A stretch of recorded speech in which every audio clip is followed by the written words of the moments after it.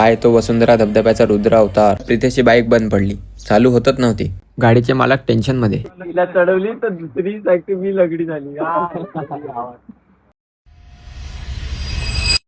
अनगिनत धबधबे बघितले. मग BMW वाला दादा बोलतो व्हिडिओ बनव, हात वर करतो. दादाला व्हिडिओ आवडली तर 2 बोटं दाखवून गेला पुढे. टेल करून थकलो, मग व्हिडिओच्या बहाने गेलो पुढे. बट काय झकास व्हिडिओ आला, नुसता पप्पीश्वर. कळसुबाई पर्वत दिसला, मग काढला मोबाईल. न केलं शूट. नजर टाकेल तिकडे नुसते धबधबेच, न थंडगार वातावरण. 180 किलोमीटर बाईक चालवून पोचलो शेवटी भंडारदारा. काय ती गर्दी बाबो. डॅमचे डोअर्स ओपन केले होते. एवढ्या फोर्सने पाणी बाहेर येत होतं, बघूनच फाटत होती. पुढचे धबधबे बघण्यासाठी तिकीट्स काढावे लागतात. पर पर्सन 50 आणि बाईकचे 50. मी तर नाही दिले, कारण माझी ओळखच तेवढी आहे. तुम्ही पण बघून घ्या घरी बसल्या बसल्या. काय ते वातावरण, न अनगिनत धबधबे, त्यात आपली धन्नो. काय दिसतंय यार. पोचलो वसुंधरा वॉटरफॉल्सच्या मेन एंट्रन्सवर. पाण्याचा प्रभाव एवढा आहे की बघूनच जिरली. बाईक ब्रिजवर लावली तर आहे, बट ब्रिज वाहून गेला तर संपलं सर्व. रिस्क घेतली न गेलो धबधबा बघायला. एवढी मेहनत करून आलो, but this is worth it.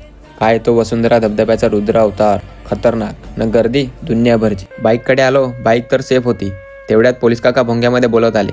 अति मुसळधार पावसामुळे पर्यटन स्थळ बंद करण्यात आले आहे. निघतच होतो तेवढ्यात प्रितेशची बाईक बंद पडली, चालू होतच नव्हती. सर्व जुगाड ट्राय केले, बट नो रिस्पॉन्स. एवढ्या लांब आलोय, ना इकडे गॅरेज ना काय. आपला ग्रुप सर्वांना एकत्र घेऊन चालतो. मग कोणती पण सिच्युएशन असो, स्टार्ट टू एंड पर्यंत साथ देणार. मग काय, सर्व मिळून 1 बाय 1 दिला टोचन. घोटीच्या गॅरेजला बाईक दाखवली, बट त्यांनी पण हात वर केले. सो टोचन कंटिन्यू केला. राईडला जायच्या आधी बाईकचं नॉर्मल चेकअप करून घ्या गायजांनो, जेणेकरून असा प्रॉब्लेम येणार नाही. हायवेला फुल फॉग भेटला. सर्व थकले होते तर जेवायला स्टॉप घेतला. जेवलो न निघालो परत. जवळजवळ 120 किलोमीटर टोचन दिला. न शेवटी प्रितेशचा भाऊ टेम्पो घेऊन आला. न बाईक टेम्पोमध्ये टाकली. तेवढ्यातच टेम्पो पंक्चर. एक प्रॉब्लेम संपला की दुसरा हजीर. स्टेपनी होती, चेंज केला ना आम्ही पण निघतच होतो.